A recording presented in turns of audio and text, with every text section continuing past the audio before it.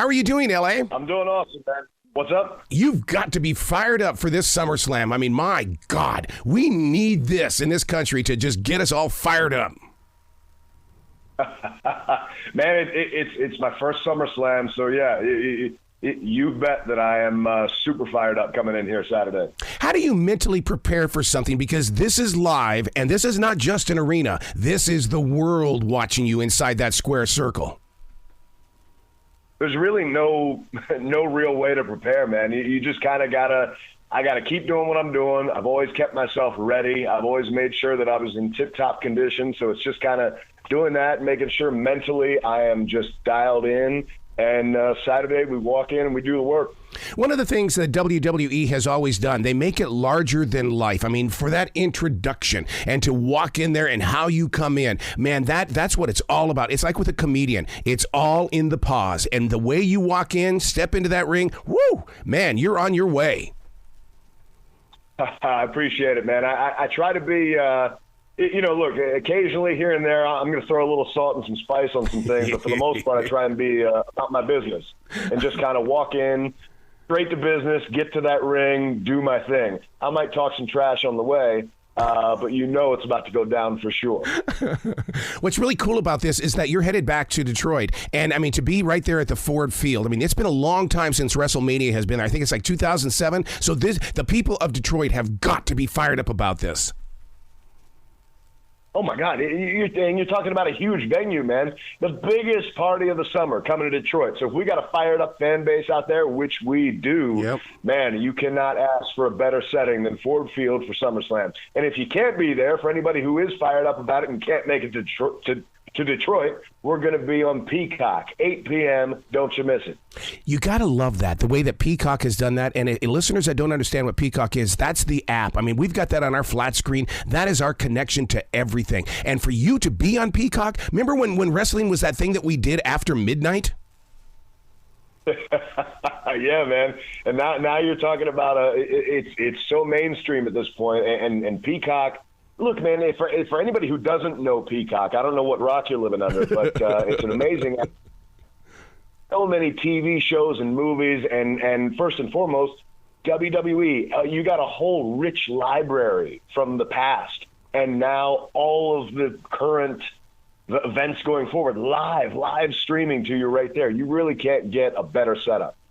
What is it like for you to go into a SummerSlam? And I realize this is your first one, but you know what's going to happen. You're going to be in that match, but before midnight, you're going to be all over that internet because people are going to be putting up their memes and things like that about those slams and the way that you danced in that ring and the way that you coax people on.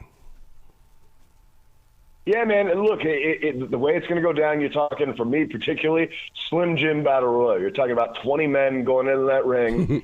One man's going to be remaining. Now, who's that going to be? Look, I don't want to make any promises, but you got to believe, if you're talking Slim Jims and you're talking Battle Royal, I'm about to go savage. Yeah, so the deal is, 19 other guys are about to get tossed out of that ring, and you're going to look at one guy getting his hand raised in Ford Field, and that's L.A. Knight. Yeah. Man, you talk about that Battle Royal, and right away I become that kid who remembers the Battle Royals with Nick Botwinkle and Harley Race and all that. Who were you inspired by to even step into that ring or to even take wrestling in school? What was it that ignited your imagination to say, I am L.A. Knight? So much, man. I mean, if you want to go back to my childhood, I was originally like Hulkamaniac to the core. That was the thing, and I wanted to be Hulk Hogan when I was a kid.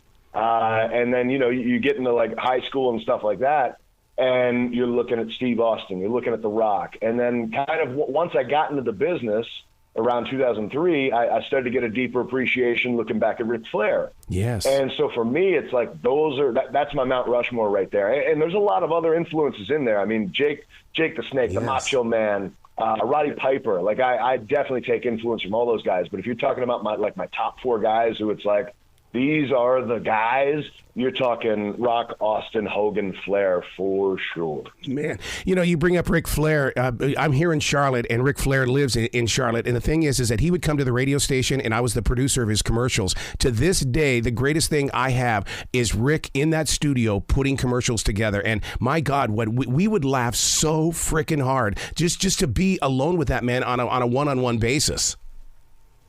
Oh, yeah. So I did a Car Shield commercial with him a couple years back, early 2021.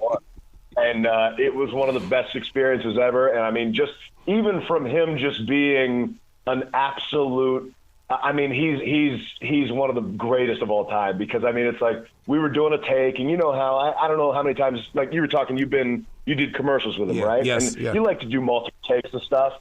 He was very adamant. He was just like, no. We did the first take, the second take. They were good. We don't need any more. I'm like, hell yeah, Rick. I was like, let's get out of here today. Yeah, the one thing that I would always remember, he would come in with 2 cups of coffee. Never one. It was always 2 cups, and then he would drain that second one. He'd say, all right, let's get to work.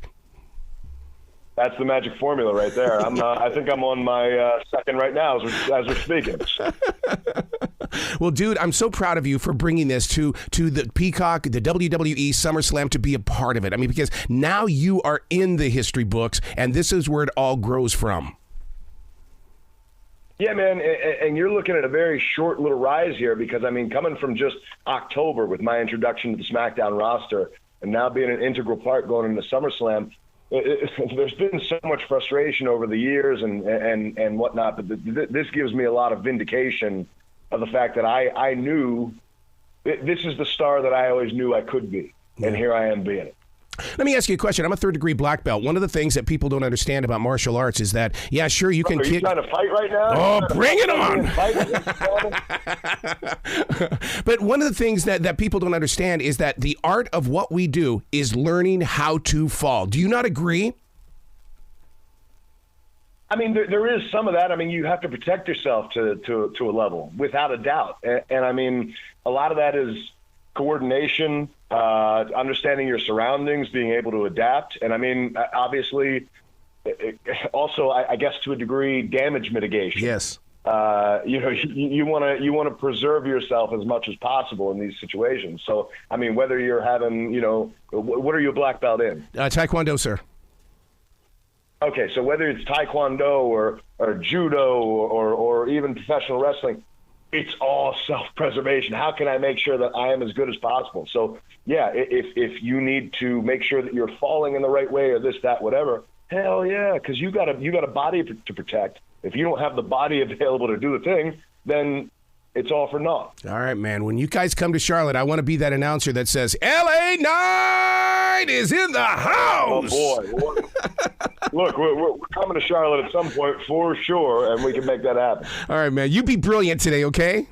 Absolutely. You did. Be brilliant. I like that. You do the same. Absolutely, sir. Thank you so much.